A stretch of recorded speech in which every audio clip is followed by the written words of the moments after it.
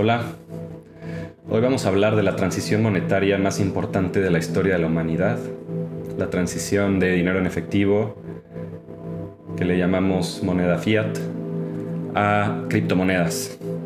Vamos a hacer una exploración bastante superficial de el entendimiento de por qué está sucediendo este cambio y también vamos a hablar de qué le da valor a las monedas, por qué existen las monedas y por qué algunas monedas valen más que otras. Entonces, bienvenido a Farosak Blog número 5. Esta es la continuación de una serie de videos relacionados al despertar espiritual, al proceso de independencia, de encontrar tu propia autonomía y de manifestar tu destino para que puedas vivir la vida bajo tus propios términos, básicamente. También vamos a hablar de qué onda con la descentralización, qué onda con los cambios en las estructuras de poder que rigen los sistemas financieros que están diseñados para esclavizarnos, que están diseñados para que tú y yo nos quedemos en un nivel de riqueza ficticio y que estemos de alguna manera atrapados en una rueda de hámster de la cual es casi imposible salir. Pero todo esto está cambiando y es lo que vamos a explorar en este video. Básicamente fiat viene de latín, algo así como fiat lux, que se haga la luz. Fiat es algo que está diciendo que es legítimo, que se haga, que es así por decreto. Básicamente esto resulta porque el dólar antes estaba respaldado por reservas de oro, como ya vimos en episodios pasados, con lo que se le llamó el shock Nixon. Salimos del patrón oro y empezamos a entrar en esta etapa en donde el dinero en realidad no está respaldado por nada, porque los bancos centrales y las reservas federales pueden imprimir dinero o crear dinero digital en computadoras sin ningún tipo de sustento que respalde esa riqueza generada desde cero. Y como sabemos, la energía no se crea ni se destruye, solo se transforma. No se puede generar riqueza de la nada y eso tiene consecuencias muy fuertes en la vida de todos nosotros. Entonces, un concepto que exploramos mucho el episodio anterior es que una de las grandes mentiras del dinero es que los ciudadanos que no somos economistas o que no tenemos una educación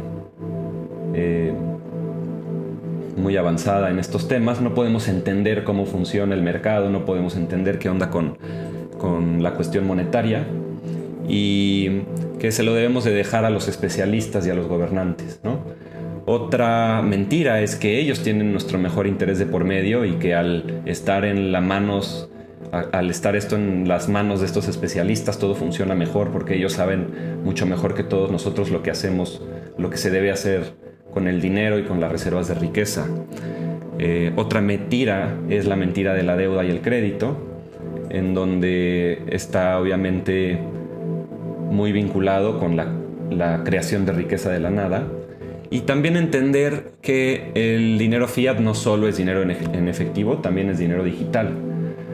Hay un entendimiento bastante incorrecto hoy en día en las redes sociales de criptomonedas que te dicen que el dinero fiat es el dinero el dinero físico y que las criptomonedas son dinero digital.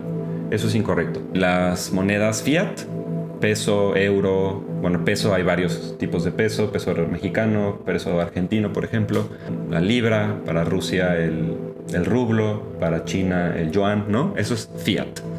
En criptomoneda pues estamos hablando de Bitcoin, de Ethereum, de Cardano, de tecnología blockchain. Entonces vamos a entrar a entender cuál es la diferencia entre blockchain y fiat digital, que también puede existir, por ejemplo, en un exchange de criptomonedas. Puedes tener dinero fiat digitalizado. Esto lo único que significa es que el dinero digital fiat que por cierto ya muchos países están trabajando actualmente, están a punto de lanzar su moneda digital, que no por eso significa que sea en términos rigurosos una criptomoneda descentralizada, que por eso vamos a entrar a entender qué onda con la descentralización. Entonces, básicamente para empezar a entender esto tenemos que entender qué es la red Swift. Y entendiendo la red Swift en relación al fiat, vamos a también entender qué son las redes port to port, P2P, de puerto a puerto.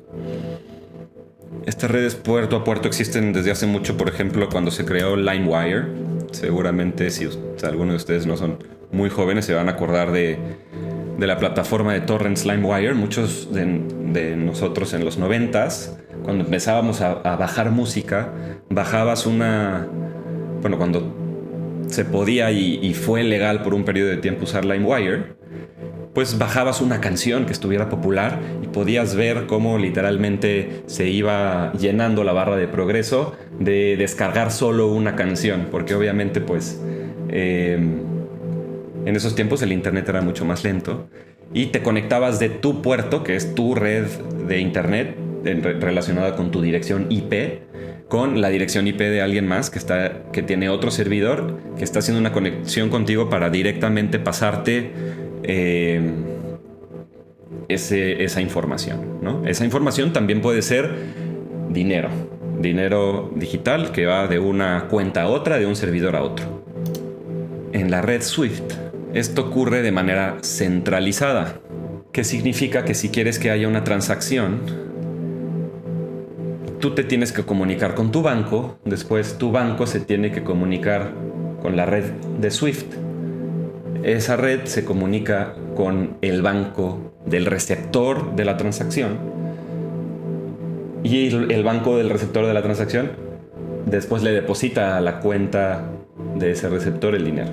Entonces hay varios puntos de por medio y hay un intermediario primordial que no tiene competencia. Bueno, tiene competencia, pero en el lado de la criptomoneda su competencia sería XRP, que también se le conoce como Ripple.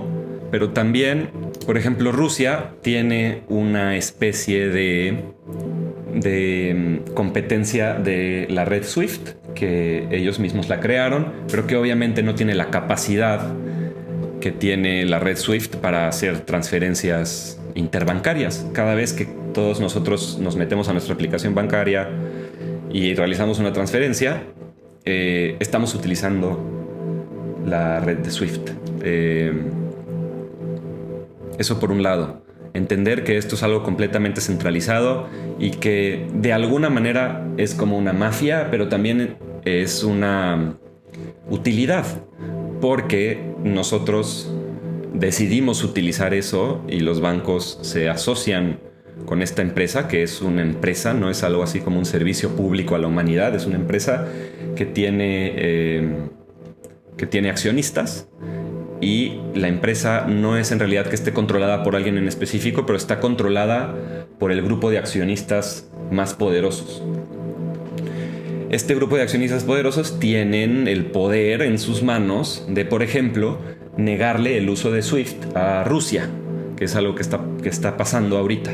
Entonces, Rusia, ¿sabes qué? Ya no puedes usar nuestra red, entonces no puedes realizar operaciones comerciales con el resto del mundo. Es algo muy peligroso que esté en un grupo de personas, porque se puede utilizar con una agenda específica. Lo mismo con algo que se llama la OPEC. La OPEC.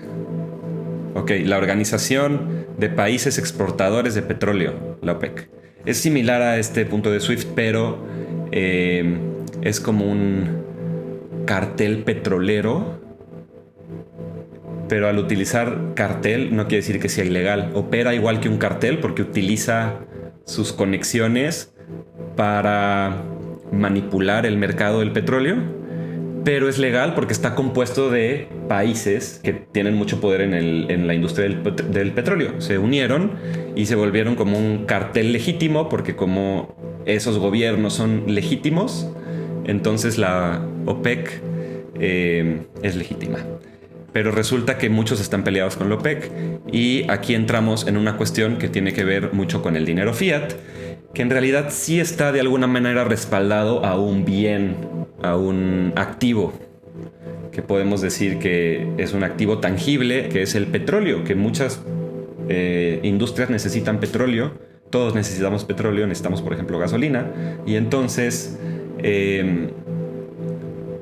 si la moneda está respaldada por petróleo, pues es muchísimo más difícil que el valor de esa moneda baje, sino al revés. Si sube el valor del petróleo, que obviamente el petróleo tiene una tendencia a subir de valor porque es muy cotizado, pues entonces la moneda que esté respaldada al petróleo también va a subir de valor.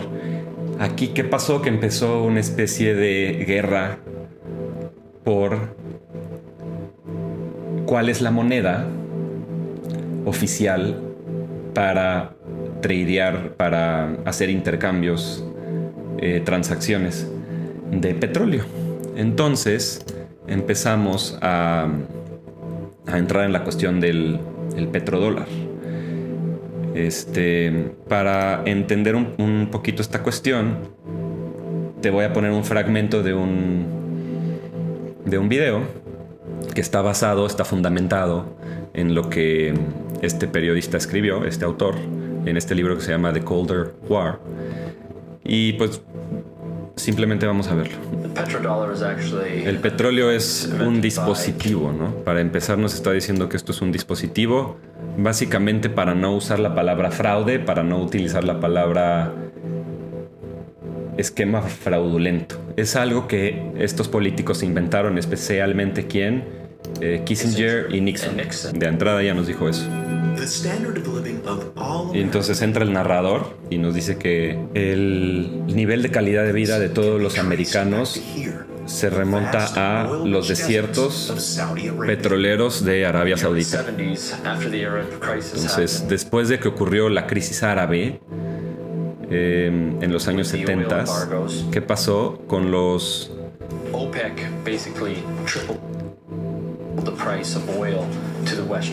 La OPEP le triplicó el precio del petróleo al mundo occidental, a América, por ejemplo.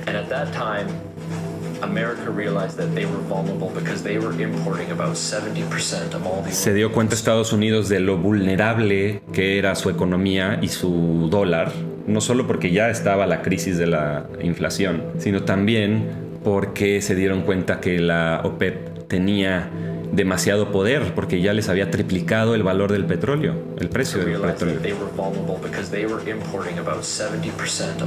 El 70% del petróleo que se consumía en Estados Unidos, el 70% del petróleo era importado. En México hemos estado todavía en una peor situación que eso. Por eso todo lo que estamos viendo ahorita obviamente tiene que ver con Latinoamérica, porque todo repercute en Latinoamérica, pues de muchísimas maneras, ¿no?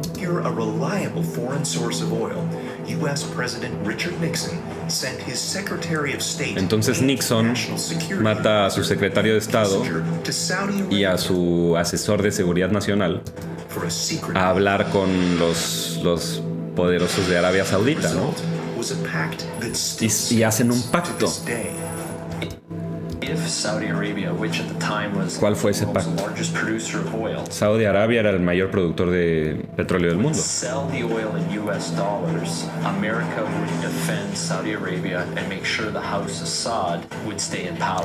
Entonces, como Estados Unidos era el poder militar más fuerte del mundo, el pacto fue que iban a proteger la casa de Assad, que era básicamente como la mafia gobernante en ese momento en Arabia Saudita, y a cambio de esa protección el dólar iba a ser la moneda oficial del petróleo. Entonces se crea el petrodólar. Como resultado directo de este acuerdo, todas las naciones que producen e intercambian petróleo también deben de adoptar el dólar como el medio principal para realizar esos intercambios.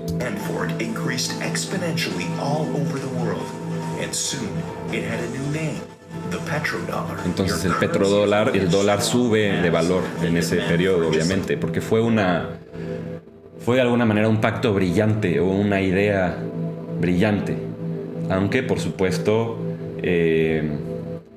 no por ser brillante deja de ser maquiavélica, malvada, completamente criminal. Why the petrodollar is important? It causes a demand for the US dollar. ¿Por qué importa el petrodólar? Porque es lo que causa una demanda por el dólar americano. A lot of Americans don't realize that over 70% of all the Muchos no sabemos que bills in the world are actually outside. más de 70% del dinero en efectivo estadounidense está afuera de Estados Unidos. Por ejemplo, hay más billetes de $100 en Rusia que en Estados Unidos. Esta reserva de dólares estadounidenses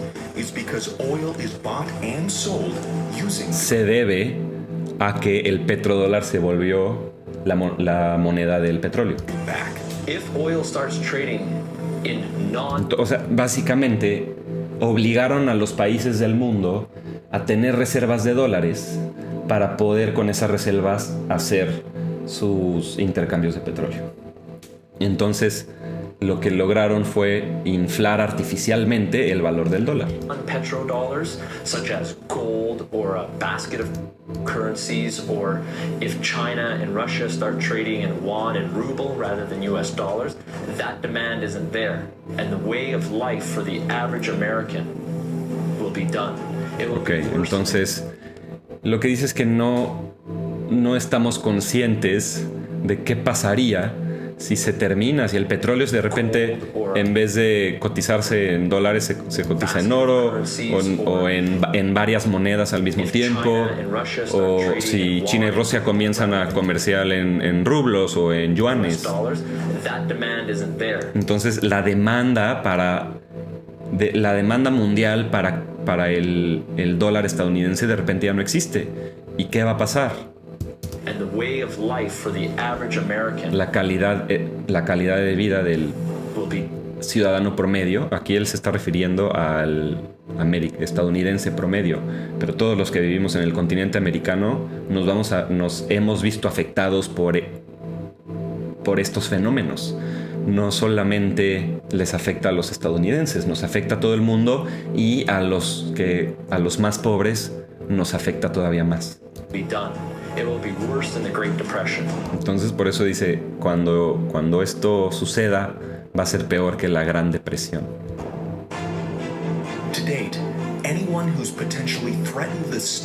Hasta la fecha, cualquier persona o cualquier gobernante que sea atrevido a amenazar el patrón del petrodólar no le ha ido bien. Gaddafi. Él fue uno de los que propuso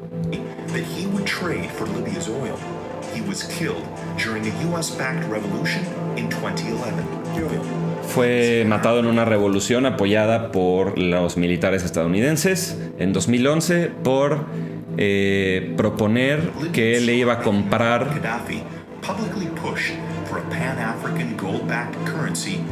que él iba a utilizar una moneda panafricana respaldada por oro para comprar petróleo para Libia. Y la gente de Libia lo veía como un liberador del país, como una persona que iba a reinstaurar de nuevo una economía creciente en Libia, porque obviamente se había dado cuenta de lo que habían hecho los nixonianos y no le querían dar más poder, seguir dando más poder al dólar, pero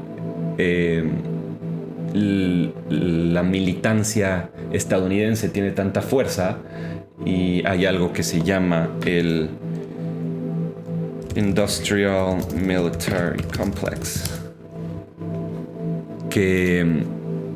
que es toda la industria de lo militar, que es un negocio de trillones de dólares, que es obviamente, por el lado estadounidense, la corporación militar más poderosa del mundo. During the US-backed revolution in 2011. And just a few short years Unos años después, Iraqi dictator Saddam Hussein Saddam Hussein, que obviamente esto de que era un dictador, hay un debate de por medio. No me quiero meter en este debate. Yo no estoy diciendo si sí era dictador o no, pero obviamente los estadounidenses, y más que nada los medios estadounidenses, los medios de comunicación, manipulan la información de lo que está pasando en las guerras. Esto también está pasando hoy en día, por ejemplo. No me voy a meter en temas de la posible Tercera Guerra Mundial todavía, pero inevitablemente se conecta, ¿no? ¿Qué le pasó a Saddam Hussein advocated cuando quiso vender petróleo This hour, American and coalition forces utilizando euros? Saddam Hussein no quería usar dólares, él quería intercambiar petróleo usando euros. Y entonces, meses después, llega George Bush hijo y lanza la supuesta guerra contra Irak. Digo supuesta porque la razón que nos dieron fue porque, según esto, Irak tenía armas de destrucción. No sé si puedo decir esto.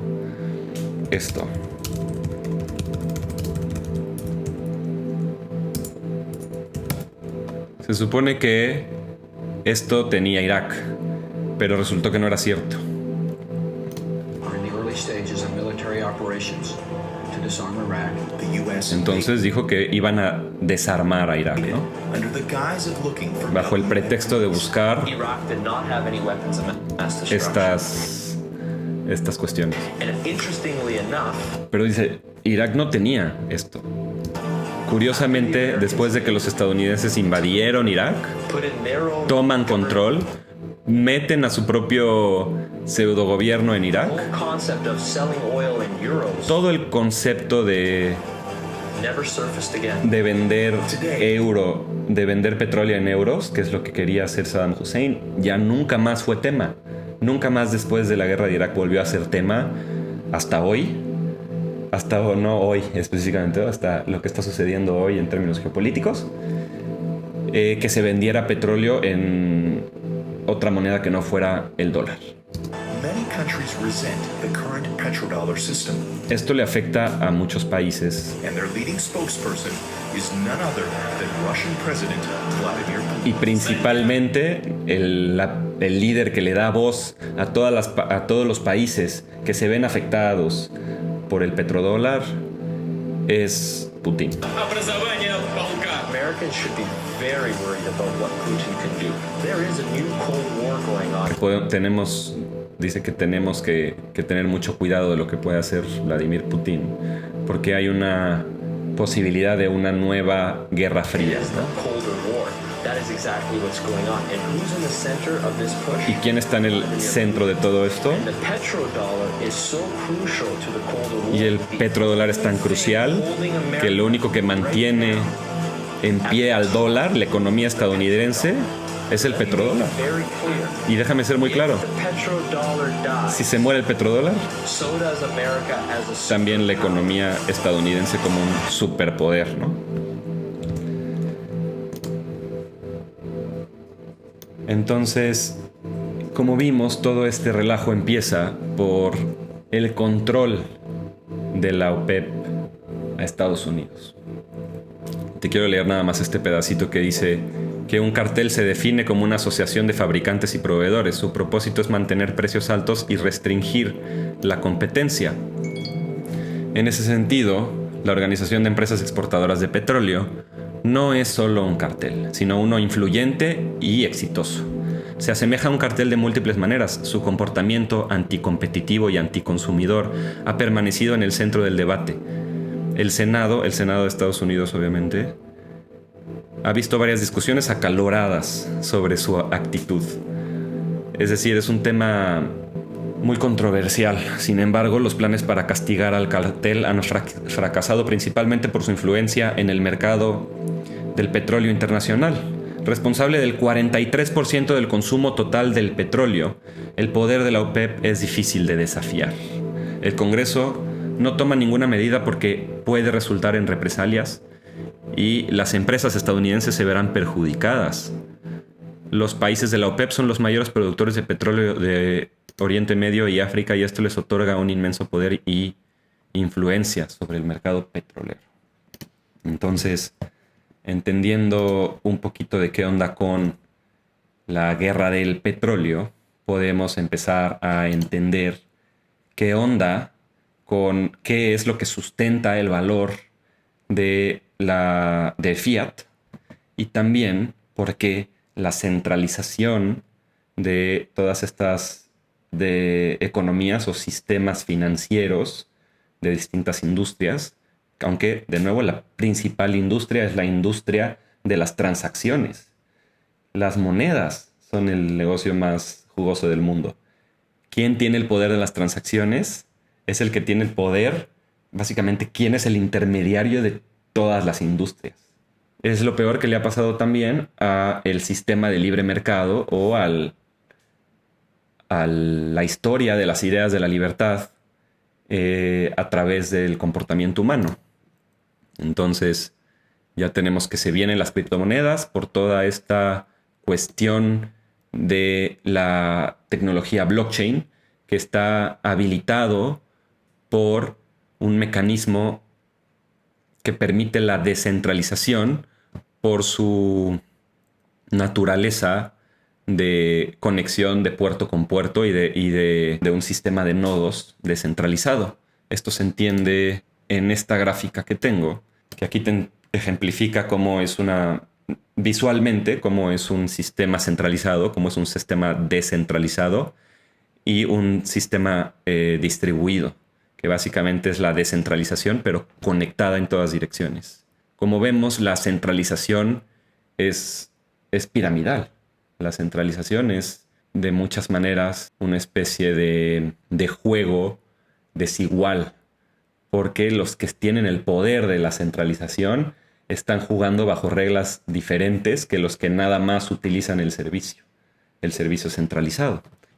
Bueno, ya le voy a dar cierre a toda esta cuestión, aunque siento que necesito conectarlo con la cuestión del valor subjetivo, porque en realidad ya lo único que son las monedas, no hay mucha diferencia entre fiat y cripto cuando hablamos de valor subjetivo. No quiere decir que las criptomonedas van a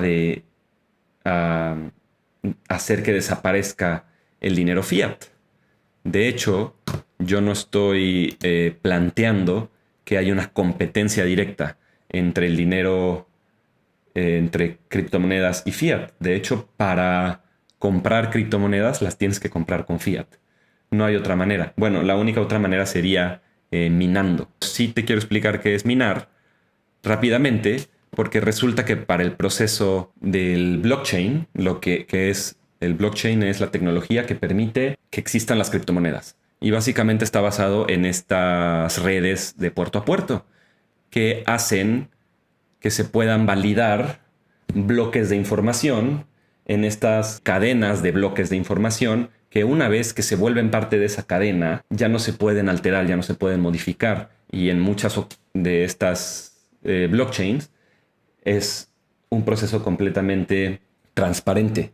También, por ejemplo, está la cuestión de que se dice que las criptomonedas se utilizan mucho por criminales, ¿no? Por narcotraficantes, que ahora es la moneda de los narcotraficantes. Esto de entrada yo creo que es una falacia, porque hay por ahí un estudio que analiza que solamente como menos del 0.20%, ni siquiera menos del 1%, menos del 0.20% de todas las transacciones de criptomonedas en todos los blockchains que existen están relacionadas con actividades ilegales. Sin embargo, cuando hablamos de dinero en efectivo, de todas las transacciones de dinero en efectivo que se hacen en el mundo, algo así como entre 3 y 5% se utilizan para actividades ilícitas. Entonces, no es un argumento como para decir que algo es bueno y algo es malo de entrada. Lo que sí son argumentos son los argumentos de utilidad. Si quisieras transferir $10 millones y hacerlo en efectivo es un problema. Es mejor hacerlo digital, por ejemplo. Y esto es algo que facilitó SWIFT, que logró realizar una red, una infraestructura que funciona para poder intercambiar fiat de manera digital. El problema es que es centralizado.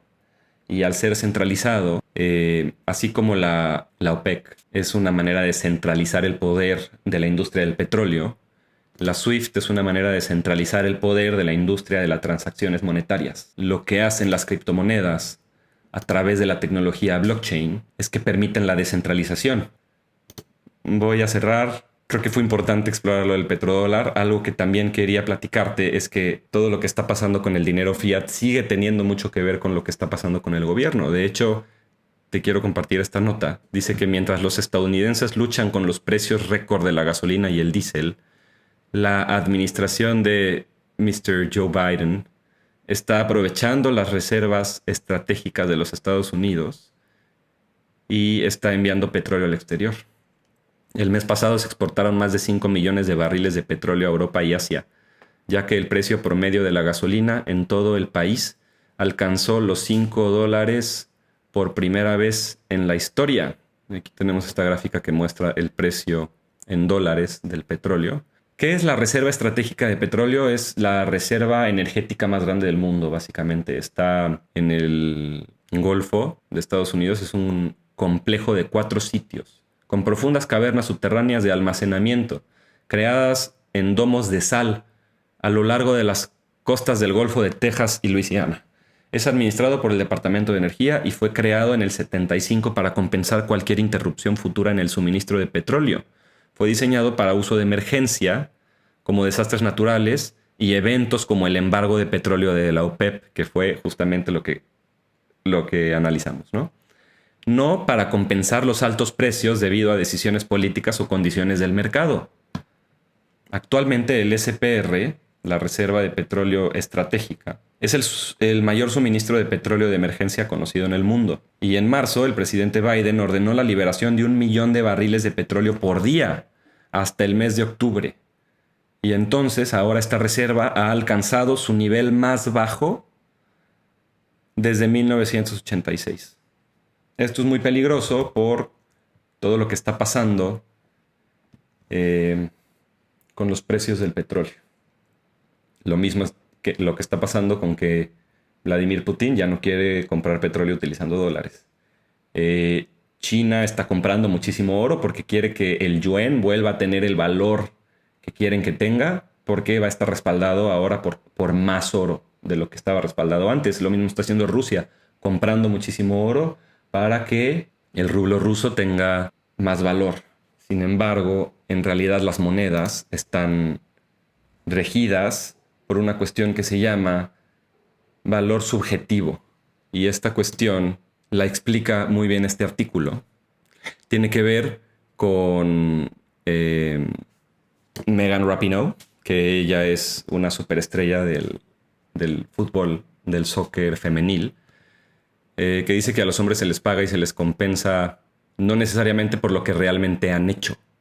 Como diciendo, ¿por qué, por ejemplo, la estrella más grande del fútbol femenil no gana lo mismo que la estrella más grande del fútbol varonil? Esto tiene que ver con la falacia de el valor del trabajo, que entre más trabajo, más valor. Y no siempre entre más trabajo, más valor, porque el valor de las cosas lo determina no solo el trabajo, sino la oferta y la demanda. Tenemos aquí esta frase de Ludwig von Mises, que dice que el valor no es intrínseco, no está en las cosas, está dentro de nosotros. Es la forma en que el hombre reacciona a las condiciones de su entorno. El valor tampoco está en las palabras y las doctrinas, se refleja en la conducta humana. Lo que cuenta no es lo que un hombre o un grupo de hombres dicen sobre el valor, sino cómo actúan. Entonces, todos estos intentos de los gobiernos de artificialmente controlar el valor de sus monedas siempre terminan perjudicando, terminan siendo un cáncer en la sociedad. Aunque a veces tienen buenas intenciones, terminan generando más pobreza y multiplicando la pobreza, porque lo que debe regir el mercado es el valor subjetivo que se determina en cada transacción. Y entonces, cuando no hay libertad en las transacciones, tampoco puede haber libertad en la generación, en cómo el valor subjetivo se refleja en el mercado. Por ahí va, según yo, la cosa. Y esto lo explica muy bien Carl Menger, que dice que el valor de los bienes se fundamenta en la relación de los bienes con las necesidades de las personas, no en los bienes en sí. Es básicamente la misma frase que está diciendo Mises, que dice que el valor no es intrínseco, no está en las cosas. El valor no está en el bien, está en la relación y tiene que ver con una cuestión de la percepción. Por eso es tan importante que si el valor está en la relación de los bienes con las necesidades de la gente, seamos más cuidadosos con cuáles son nuestras necesidades. Y entonces esto se va a conectar con el trabajo de este personaje que se llama Edward Bernays, que lo vamos a explorar si no en el próximo video en el que sigue, que tiene que ver con la manipulación mediática y tiene que ver con la monopolización de la cultura por estos mismos agentes. Entonces, no solo generan monopolización en la industria del petróleo, generan monopolización o centralización en lo que veíamos de SWIFT, el negocio de las transacciones, pero también en la comunicación y en la transacción de la comunicación, los medios de comunicación, los noticieros corporativos más que nada, y los medios de entretenimiento que están comprados por estos mismos agentes centralizados de poder, que al mismo tiempo controlan la mayoría de la información con la cual interactuamos en el internet, en la televisión, en el radio, en el periódico y en casi todo lo que nos rodea y lo que nos hace interactuar unos con otros. Y entonces sucede que en general la sociedad prioriza las cosas equivocadas. El consumismo nos mete en un estado de conciencia que no nos permite tomar decisiones más inteligentes, más a largo plazo, más fotocompleta, más bienestar de toda la humanidad al futuro, porque estamos centrados en un egoísmo que nos mete en la gratificación instantánea, que está lleno de toda esta cuestión de negatividad que nos llega por todos lados y que nos mete en un estado de supervivencia, de carencia, de pensar que soy yo contra todos los demás, de un entendimiento incorrecto de lo que es el libre mercado. De hecho, me acabo de acordar que hay un video que se llama Enter Bitcoin de la Matrix. Espero que lo pueda encontrar y ya con esto cerramos. Aquí está. Ok, ya lo había visto antes. Pues vamos a verlo porque creo que es un muy buen resumen de esta guerra de la centralización, que es lo que justamente explorábamos aquí.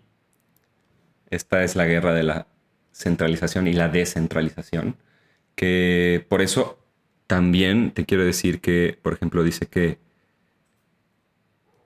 es que esto lo había leído y me gustó muchísimo lo que dijo. Descubrí que Wikipedia definía colusión como cooperación entre competidores. Pero en una sociedad libre, la gente debería poder trabajar con quien quiera trabajar. O sea, ¿cómo la colusión va a ser simplemente cooperación entre competidores? Si eso es básicamente el significado de transacción, una cooperación, una relación voluntaria entre dos competidores que encuentran un ganar-ganar en realizar esa cooperación. Si no, no se realizaría la cooperación. ¿Cómo puede haber colusión si hay cooperación? De entrada, esto yo lo he visto mucho en Wikipedia, que cambian el significado de algunas cosas. Por ejemplo, neoliberalismo, búsquenlo en Wikipedia, no es lo que significa y lo que te dicen que es. Muchas otras cuestiones que están manipuladas, la verdad está ideologizada. Y como la mayoría de las personas buscamos datos rápidos en Wikipedia, es muy fácil irnos con la finta. Pero en una sociedad libre la gente debería poder trabajar con quien quiera trabajar. Los médicos tienden a pasar el rato con otros médicos, los diseñadores web les gusta pasar el rato con otros diseñadores web, etc. En una sociedad verdaderamente libre, las personas tendrían relaciones mutuamente beneficiosas con otras en el mismo mercado. Defino verdadera colusión como cualquier actividad grupal diseñada para limitar el acceso que otros tienen al mercado. Entonces, obviamente, la definición que Wikipedia nos está dando de colusión es completamente todo lo contrario a lo que en realidad es colusión, que es básicamente colusión es lo que hace la Organización de Países Exportadores de Petróleo. Es un cártel de la industria del petróleo que está diseñada para limitar el acceso que otros tienen al mercado. La fijación de precios limita la capacidad de negociar precios. Por eso dice Thomas Sowell que es difícil imaginar una manera más estúpida o peligrosa de tomar decisiones que poniendo esas decisiones en las manos de gente que no paga ningún precio por estar equivocado. Ese es el problema principal de la centralización o también de la falsa descentralización. ¿Qué es esto? Esto es más o menos como una falsa descentralización porque todavía siguen habiendo poderes centralizados que pueden hacer equipo unos con otros y generar un nuevo monopolio como lo es la OPEC. Entonces, esta es la historia de por qué estamos viviendo esa transición de las finanzas centralizadas a una realidad en donde nosotros vamos a ser nuestro propio banco.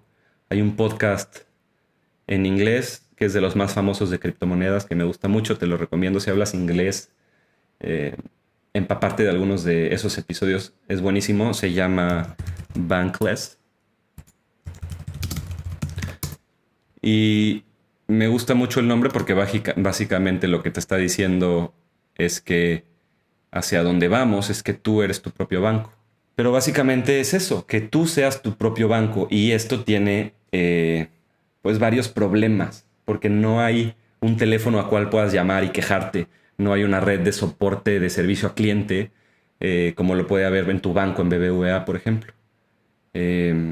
Puedes hablar y te atiende alguien que es un representante de BBVA y te puede dar una solución a tu problema. Si tú tienes tu dinero en tu cartera de MetaMask, no hay en realidad a alguien a que le puedas hablar y decirle, oye, no puedo entrar a mi cartera. ¿Por qué? Porque perdí mi frase. Lo siento mucho, si perdiste tu frase, ya no hay nadie en el mundo que pueda recuperar el dinero que había en esa cartera. Entonces, estos son también algunos pros y contras de la descentralización, evidentemente. Pero en general, para la Matrix dentro de la Matrix, que es todo este fraude financiero en el cual estamos metidos, la solución es la descentralización y por eso se viene la tecnología del blockchain con todo. Fiat is a system, Neo. That system is our enemy. When you're inside, you look around, what do you see? Businessmen, teachers, lawyers, carpenters, all thinking that they earn for themselves, believing the money they use is a tool of trade, not of control. Creemos que el dinero que usamos es una herramienta de intercambio, no de control. Está diciendo Neo, ¿cómo se llama?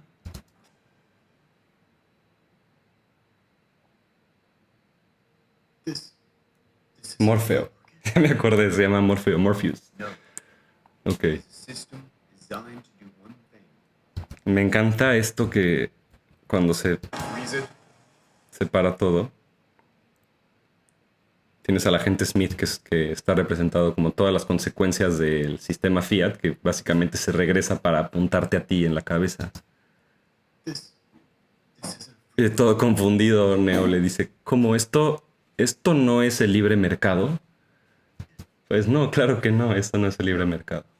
Nos mintieron, nos dijeron que esto era todo consecuencia de de las políticas del mercado libre, le llamaron neoliberalismo y hicieron un falso ataque a las ideas de la libertad con esa etiqueta categórica completamente incorrecta porque de libertad no tiene nada, ¿no? Es justamente lo que estamos analizando, que para nada son compatibles las verdaderas ideas de la libertad con el sistema fiat que estamos analizando. System designed to do one thing: take power from us and give it to them. Who are they? Cantillionaires. They can manipulate and steal any value stored within their system, directing us into a dystopia where they say we'll own nothing but be happy. Ahí está haciendo una referencia a las Naciones Unidas y su Agenda 2030, que básicamente son todas las acciones que quiere tomar las Naciones Unidas para llegar al año 2030 y que dicen que no vamos a ser dueños de nada, pero que gracias a ellos vamos a ser felices. Within Fiat, they are the masters, Dentro de we Fiat, are the slaves. ellos son los We've amos y survived nosotros by los begging esclavos. for bigger handouts from the money printer, but they are the gatekeepers. We've survived by begging for bigger handouts from the money printer. Sobrevivimos rogándoles que impriman más dinero para que nos den más subsidios, ¿no? But they are the gatekeepers. Pero ellos son los guardianes de la riqueza. And dreams and the tokens of their false promises, and the only way out is to fix the money. La única salida es arreglar el dinero, Bitcoin. I won't lie to you, Neil. Every other attempt at independent money and every electronic cash has died. But where they have failed, Bitcoin will succeed. Why? I've seen journalists who expose them ruined, watch them defraud us for trillions, and no one went to jail. But their wealth and their power are still based on a world where they must sell their souls, and because of that, they will never be as sovereign or as free as you can be. Entonces ahí tiene que ver la libertad, la soberanía, el quitarles de las manos el poder de controlar cómo nos relacionamos en términos de riqueza unos con otros. What are you trying to tell me? I can sell my Bitcoin for millions one day? No, Neo. I'm trying to tell you that when you're ready,